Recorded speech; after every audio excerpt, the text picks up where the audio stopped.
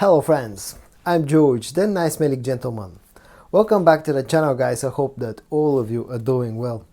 Today I'm going to revisit 10 fragrances from my collection, 10 cheap fragrances from my collection that I've previously reviewed on my channel. Basically, I like to do this stuff from time to time in order to give you my updated thoughts on fragrances that I've previously reviewed. I've prepared a list of 10 fragrances that come from all sorts of different Middle Eastern fragrance houses, among others Lattafa, Armaf, Zimaya, Fragrance World and others.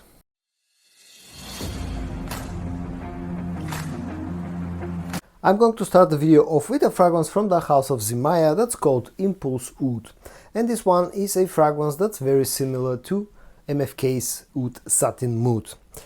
Done in a very similar style, although this has a few minor differences compared to the original scent. But if you're not familiar with the original, basically it's a mix of some amberic and vanillic sweetness, agar, oud and rose. It's a pretty simplistic scent, the original one. And the Impulse Oud from Zimaya, again, is pretty similar to the original fragrance. Although here, Zimaya and Afnan, which are the parent company of Zimaya, have put it a little bit more of an emphasis on the rose note. It feels more floral, it feels fresher compared to the original scent, lacks a bit of the sweetness, the amber and the vanillic sweetness that the original one has, and this again feels a little bit more rose forward. Still to this day I don't think that this is the best alternative for Oud Satin Mood that you can get out there, but with time this has evolved a little bit, because initially when I first reviewed this, when I first tested this one out, it was a little bit sharp up top in the opening. Nowadays the opening feels a little, not a little but a lot smoother, and still though, as I said, this feels a little bit more rose forward and a little bit more floral than the original fragrance. The next one that I'm going to talk about comes from the house of Lattafa and it's called Halat Al Arabia. And this is one of those rare cases when we talk about Lattafa fragrances that you don't get something that's been heavily inspired by an original designer or niche scent. Halat Al Arabia feels more like an original Lattafa creation. It's a very fruity, slightly fresh fragrance that has quite a lot of ouds and spices as well, especially on the dry down. Quite sweet, easy to wear. In a way, it's a little bit reminiscent of something like Honor and Glory from the Badia Al Oud line of fragrances, again from Lattafa, but this feels less fresh, more fruity and sweeter, and also feels like a more feminine take on that scent of Honor and Glory. Leans a bit feminine, but at the same time I can see how some guys can wear this one as well, although in my opinion this is more of a feminine scent. Easy to wear, especially in slightly colder weather. Very good performance. All in all, it's been a really enjoyable scent. Again, the only drawback of this one being the fact that it leans to the feminine side. The next one that I'm going to talk about will be from the house of Rue Broca and it's called Hook per Homme. This one is a very interesting fragrance that's been heavily inspired by the Jean-Paul Gaultier Scandal line of fragrances. Originally, this most places this was thought of being a clone of the EDT. But in my opinion, this is like a mix between the EDT and the Le Parfum versions, in fact leaning to the Le Parfum side. Very modern, very sweet scent, a very youthful scent that in my opinion, to be honest, I haven't been enjoying fully just simply because of the fact that it's very sweet. That's the only thing that I don't like about this fragrance. Performance is good, projection is good. In fact, performance and projection are quite good considering how cheap of a fragrance this is. And in my opinion, Rue Broca and again Afnan, which is the parent company of Rue Broca, again, what they've tried to do is combine the two DNAs of the EDT and the Le Parfum version and came out with the Hooked.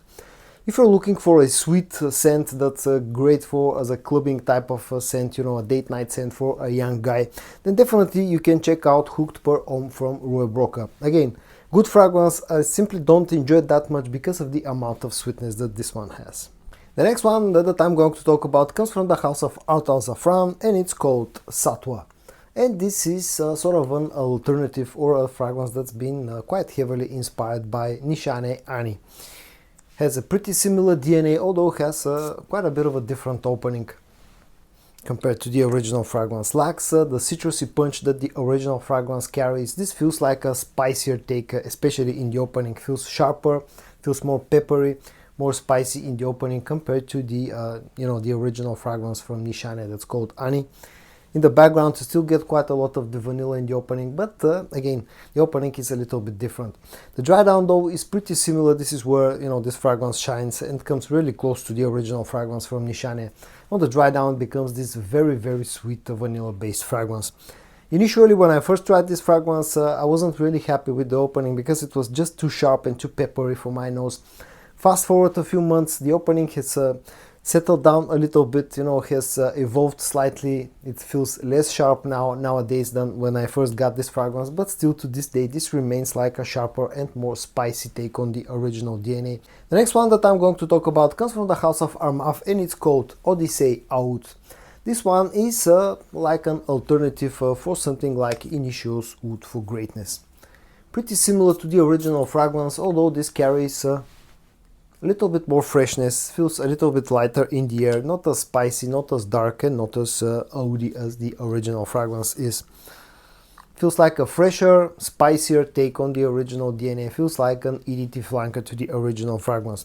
The original I've never found to be, you know, like very attractive to my nose, at least. I'm not a huge fan of the original. And the Odyssey Oud actually sort of rectifies some of the problems that I have with the original fragrance, making the scent profile a little bit fresher and a little bit lighter, and thus way making it easier to wear, at least for me.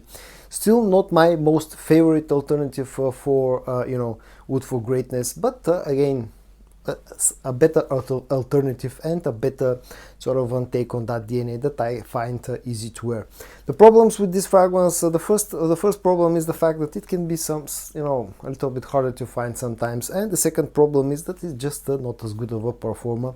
But other than that, again, just an easier to wear take on the original DNA. The next one that I'm going to talk about comes from the house of Flavia and it's called Novo Ombre Parfum. I'm not going to show the full bottle. I'm going to show you a photo of the bottle itself somewhere around here. This one is a fragrance that's very similar to something like Louis Vuitton's Ombre Nomad. You get a very similar scent profile to the original fragrance, a very Middle Eastern style of a fragrance that relies heavily on the notes of agar oud, rose, amber, leather, some raspberry as well, and some incense. Originally when I got this fragrance, it was again a little bit too sharp and the agar oud note was quite strong and animalic, but fast forward a few months and nowadays it seems that especially the agar oud note has settled down quite nicely, and nowadays it doesn't feel as animalic as it once used to feel when I first tried this one. Performance is pretty good, projection is pretty good. In fact, it's quite a long-lasting fragrance, but that's to be expected because of the scent profile. You know, that kind of scent, you know, having these notes usually tends to last for a very long time. Price tag is pretty low. All around, it's a pretty decent alternative for something like Louis Vuitton's Ombre Nomad. Of course, it lacks the quality of the original fragrance, lacks the raspberry note, the quality of the raspberry note, the quality of the leather note as well. Lacks the quality of the agar oud note, but I'm nitpicking here because this costs about a tenth of the price of the original fragrance, and all around I've had a really positive change in mind when it comes to Novo Ombre from the house of Flavia. The next one that I'm going to talk about is one that I reviewed quite a long time ago. It comes from the house of Adjal and it's called Ambre Pimente. And this one is a very interesting and unique scent in my opinion. I really like this one. I'm a huge fan of this fragrance. It carries a very interesting scent. It's very spicy, very woodsy, has a nice amount of ambery sweetness, also has a nice amount of muskiness in here as well. Has a hint of rose, feels kind of floral at the same time. Very interesting, very unique scent that's super masculine and I absolutely love it. Performance, from the first time that I tried this one, has been superb. It's pretty much, you know, in my experience at least, almost beast mode performing fragrance. Very long lasting, very hard projecting, very sort of a versatile scent that works pretty much all year round. And now it's stray using this one only in the hottest days of summer. Other than that, you know, you can wear this pretty much all year round for any type of occasion. I'm a really huge fan of this fragrance and I think it deserves more attention, and really I've had no change in mind because I've always really liked this one. The next one that I'm going to talk about will be from the brand of Maison Al Hara and it's called Glacier Lenoir. And this one is a fragrance that's very heavily inspired by Le Mot Le Parfum from Jean-Paul Gaultier. The original is an absolutely fantastic fragrance, one of my all-time most favorite designer scents, and I was really looking for this to getting a Glacier Le Noir because people were hyping up this to be a very good alternative to the original. Now, initially when I first got this fragrance, I was quite disappointed by the scent. It felt quite harsh, quite artificial. It also lacked the performance, and it really wasn't, I really wasn't picking that much similarities between this one and the original. Fast forward a few months, and the maceration, the process of maceration has helped a little bit with the scent profile. Nowadays I think this is closer to the original fragrance.